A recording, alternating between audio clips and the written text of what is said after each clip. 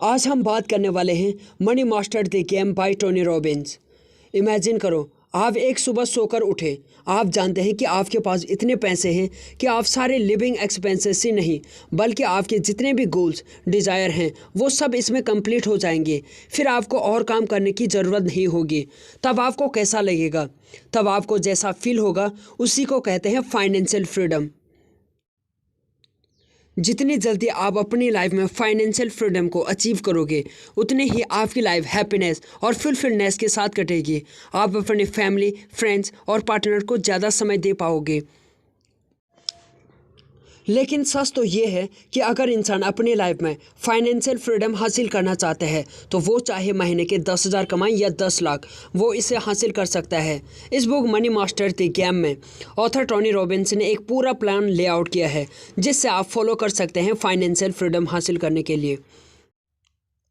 Welcome to the जंगल।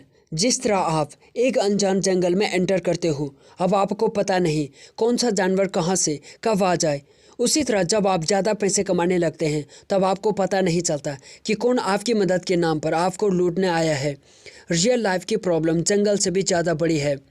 वो इसलिए क्योंकि जंगल में तो आपको साफ साफ पता होता है कि आपका दुश्मन कौन है। अगर आपके सामने शेर आया है तब आपको पता चलता है कि शेर आपकी जान ले सकता है। शेर आपको झूठी कहानियाँ नहीं सुनाएगा, लेकिन रियल लाइफ में बहुत सारे लोग जैसे fake coaches, stock market broker, financial adviser, bankers जो ज़्यादातर अपना फ़ायदा देखते हैं।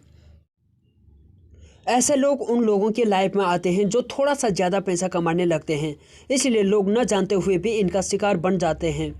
इनफैक्ट हम अपने खुद के दुश्मन हैं जब हम बिना लॉजिक के कुछ डिसीजन लेते हैं, लालच में या आलस में। तो इसलिए अगर आपको अमीर बनना है तो सबसे इम्पोर्टेंट है आपको अमीर बने रहना।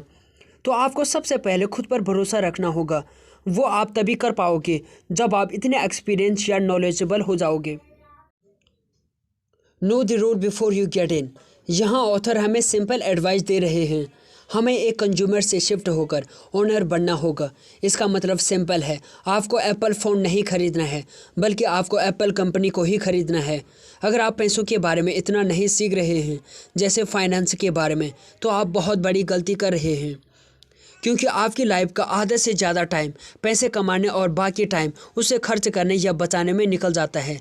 इसलिए आपको इन्वेस्टमेंट के बारे में एटलीस्ट बेसिक चीज़ें पता होनी चाहिए। What's the price of your dream? अगर आप 10 लोगों से पूछें कि उन्हें एकदम आराम की ज़िंदगी जीने के लिए कितने पैसे चाहिए, तो 10 में से 9 लोग कहेंगे 10 करोड़ या 100 करोड़।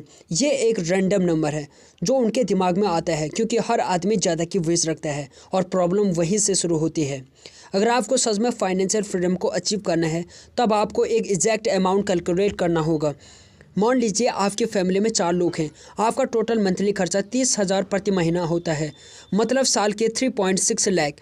तो आपको सिर्फ 60 लाख चाहिए फाइनेंशियल फ्रीडम हासिल करने के लिए।